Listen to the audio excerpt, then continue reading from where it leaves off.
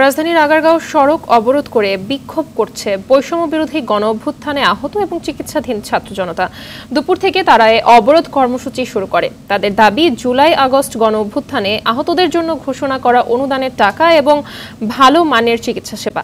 বেলা 11:30টার দিকে বাংলাদেশে নিযুক্ত ব্রিটিশ হাই কমিশনার, স্বাস্থ্য ও পরিবার কল্যাণ মন্ত্রণালয়ের উপদেষ্টা নিটোরের 4র্থ তলা পরিদর্শন শেষে বের হয়ে যাওয়ার সময় 3 তলার ওয়ার্ডে থাকা আহতরা ক্ষোভ প্রকাশ করে।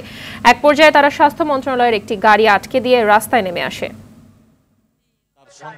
অপেক্ষা করতে রাজি আছেন, কারণ তোমরা আমাদেরকে জুলাই ফাউন্ডেশনের মূলা দেখাও, কয়জনকে তোমরা এখন পর্যন্ত সহযোগিতা করছো? জুলাই ফাউন্ডেশনের মূলা আমাদেরকে দেখাও না। জুলাই ফাউন্ডেশন কাজ করছে, আর কতদিন গেলে কাজ শেষ হবে?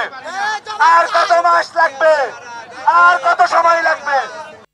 দর্শক, এই মুহূর্তে রাজধানীর আগারগাঁও থেকে সরাসরি যুক্ত হচ্ছেন সহকর্মী আশিকুল আলম। আশিকুল, বৈষম্য বিরোধী গণ-অভ্যুত্থানে আহত এবং চিকিৎসাধীন ছাত্র জনতার কর্মসূচি ঘিরে কি পরিস্থিতি দেখতে পাচ্ছেন জানাবেন আমাদের। মালিহা, ধন্যবাদ আপনাকে। আপনি সংবাদে যেমনটা বলছিলেন যে দুপুর থেকেই কিন্তু তারা এই রাজধানীর শেরেবাংলা নগরের যে রাস্তাটি, জাতীয় অর্থোপেডিক হাসপাতালের যে মূল রাস্তা, সেই রাস্তাটি তারা ব্যারিকেড দিয়ে রেখেছেন এবং এখানে কিন্তু যানবাহন চলাচল বন্ধ রয়েছে।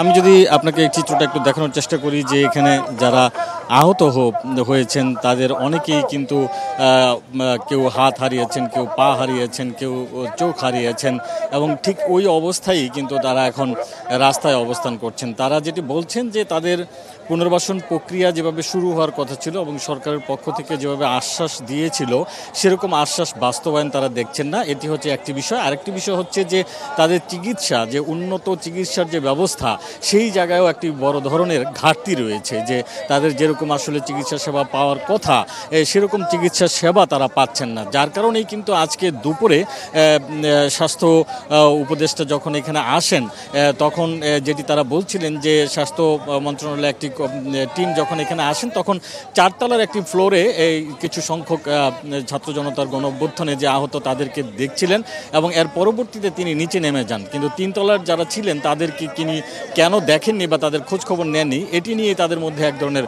ক্ষোভ সৃষ্টি হয় এবং পরবর্তীতেই তারা কিন্তু এই রাস্তায় নেমে আসেন এবং তাদের বাকি যে দাবিগুলো সেগুলোর ব্যাপারে তারা সোচ্চার হন।